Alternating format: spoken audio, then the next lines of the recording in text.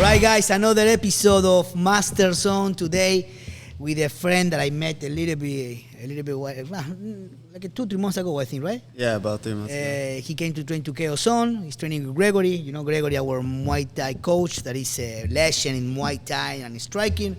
So bring his kid. Badass motherfucker. I saw him training and I said, whoa, that's one of the guys that you know that they're gonna make it, right? Not only because his skills, not only because he's a great fighter, because for the kind of person, you know, humble, respectful, a guy with discipline who is always training, and you know you're gonna see him around, and he's gonna have a big name soon.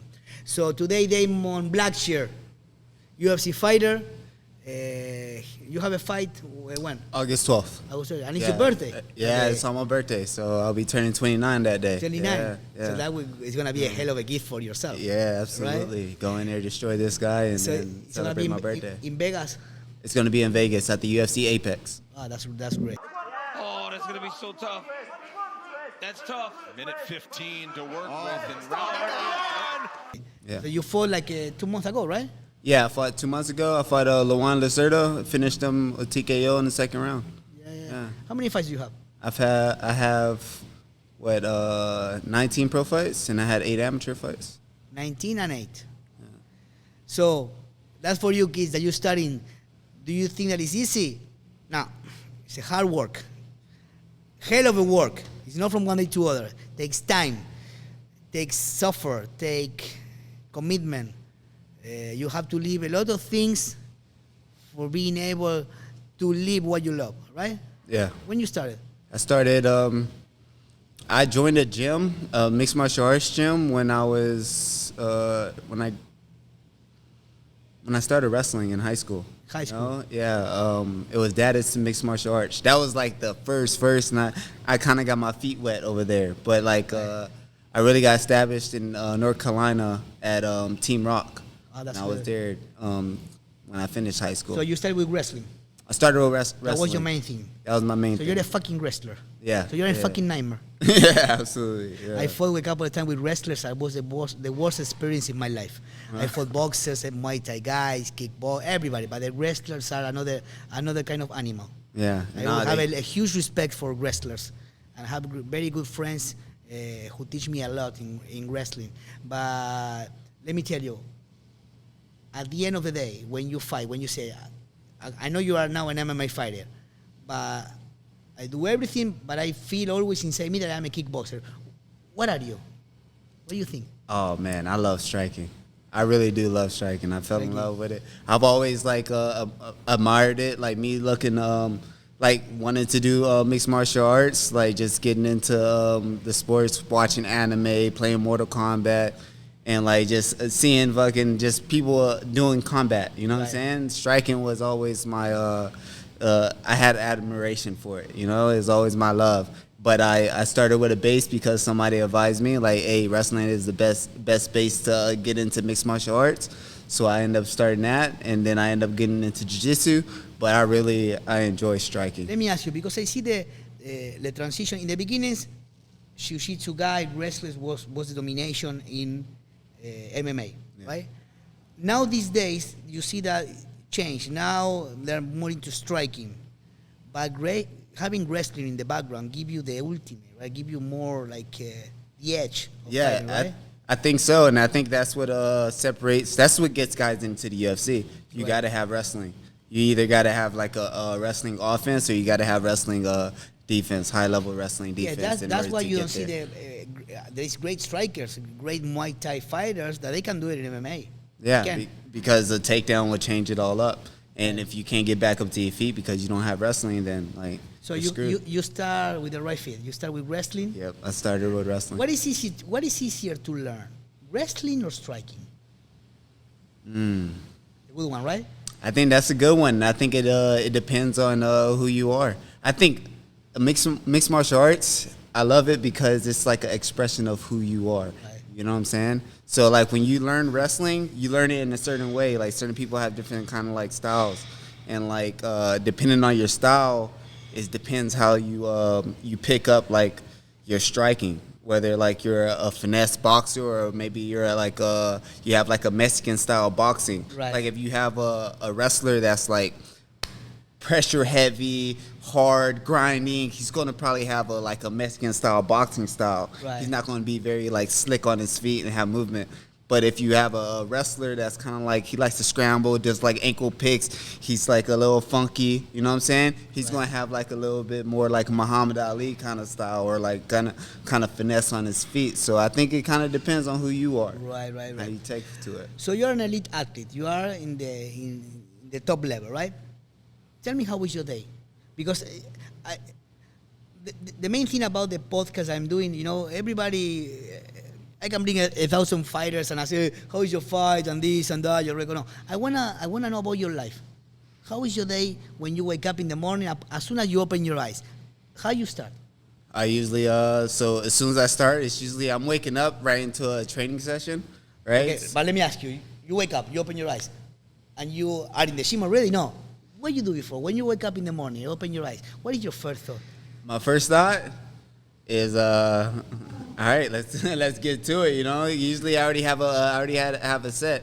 I'm like, all right, I gotta run in the morning, or I'm getting ready to go down to IHP Fit and hit a strength and conditioning. So I gotta make sure, like, all right, I have all my clothes, I have my gym bag ready, and I have all my my stuff prepared for me to head out. What about mindset? You wake up in the morning, say, oh, okay, it's fuck. Another day, I have to do it.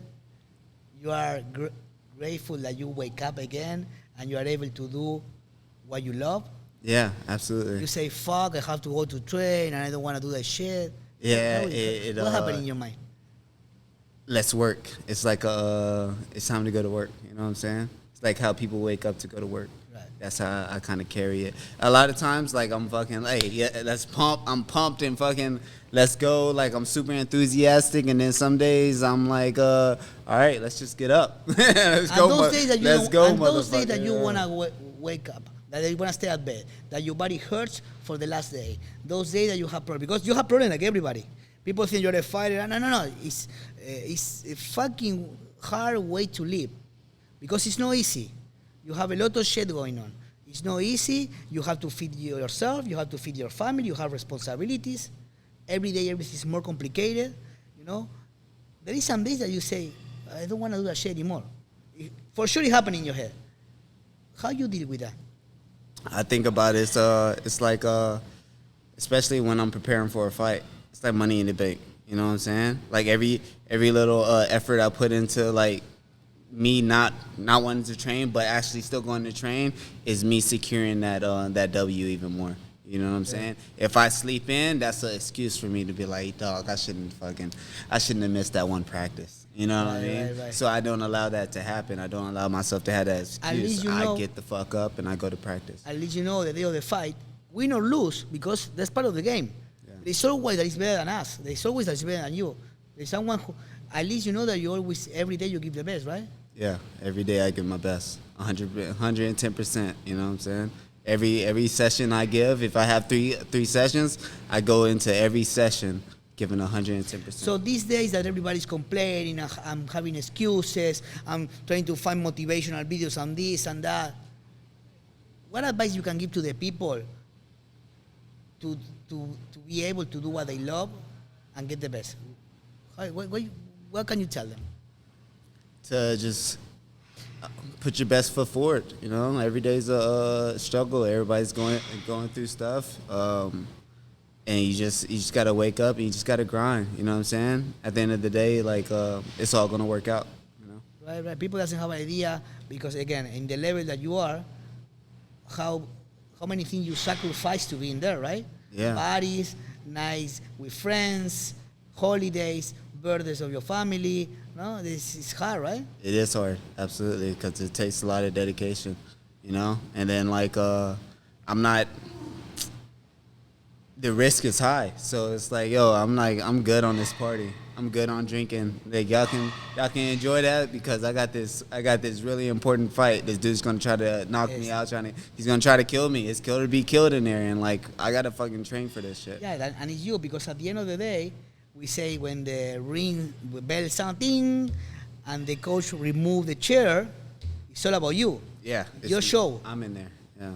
And it's what you did the days before. Now my friend that asked me to go to the party the other day, you know what I'm saying? Right. So it's just me in there. Yeah. Okay. So you just wake up, take your breakfast, whatever, you go to train. How is the rest of the day? Conditioning, wrestling, Muay Thai, tell me. So it just depends. Monday, so a typical Monday is me waking up. I hit my sprints early in the morning. After I hit my sprints, and then I go grab something to eat, grab something to drink, probably go back to sleep or take like a short little nap, and then I'm off to eat. What time you wake up? Oh, for sprints, we wake up around like 6:30 in the morning. Yeah. And then after that it's drills or wrestling drills, striking drills, grab the bag, and then at nighttime we have our striking class. That's good. It's a typical Monday, and I repeat that on Wednesday and Friday. That's good. Yeah. And what about again, injuries, problems that you have with your life? You have one day that is you say fucked up. You have 1,000 things. You train that day anyways or no? I try to train that day for sure. No excuses. Yeah. No excuses. Always. I get up and I go to practice. Yeah, and I work around injuries. If I have an injury, I fucking put a Band-Aid on. I put a fucking a knee brace on, ankle bracelet on, or a wrist wrap on. Like whatever injuries bother me, I try to train around it. And I think that is the point. We as fighters, the mindset that we have compared with the rest of the people is different. That's why the people always have an admiration with the fighter, right? It was always said that the people, the boxer, the kickboxer, the MMA guy, the gladiators in the old times, because we do the things that not all the people is able to do. That commitment is something that makes the people respect you. So that's about training, okay? Yeah. Okay, you have a fight coming now in 2-3 weeks. Yes. How your mind in your head? How you get ready for that? Don't tell me about training, because training is the big part. But another big part is your mindset. Yes. How you get ready for that? So I do a lot of, especially now in my last, probably like my last 4 camps. It's just I've been reading a lot of books, and I'm doing like a lot of affirmations, a lot of visualizations, and like I think that's been a tremendous part. How you work your visualization of the fight? How I work my visualization, I work it almost in every situation. You know what I'm saying?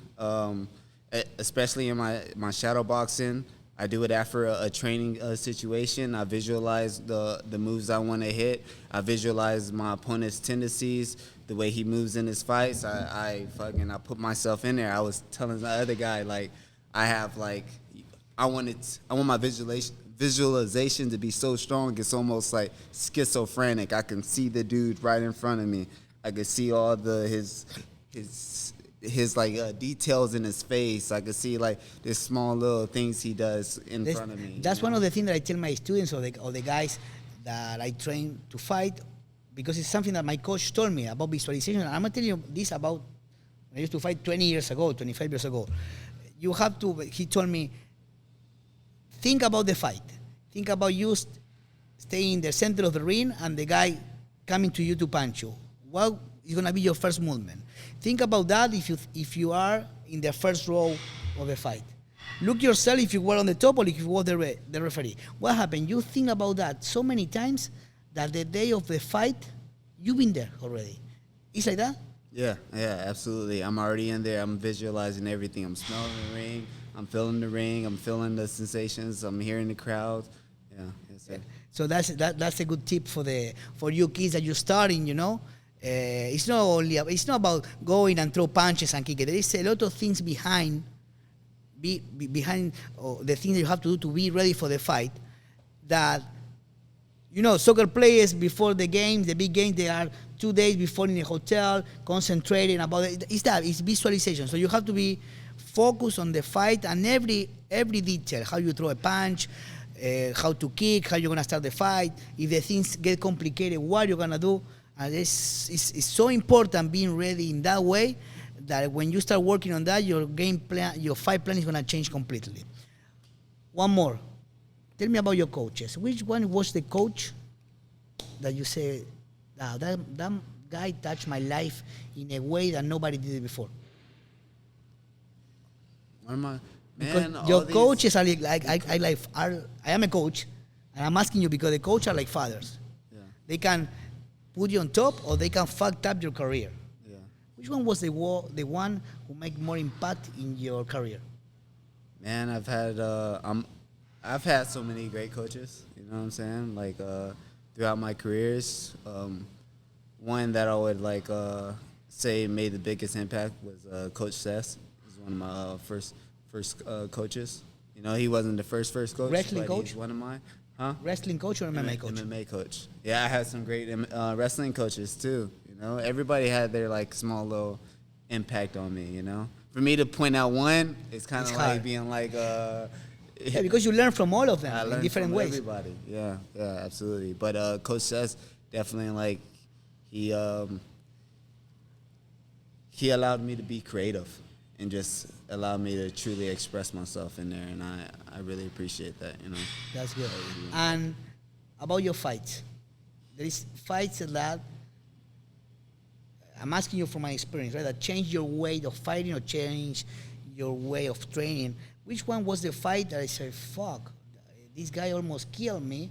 I have to change my way of training, my way of getting ready for the fight. Which one was the fight that changed your career?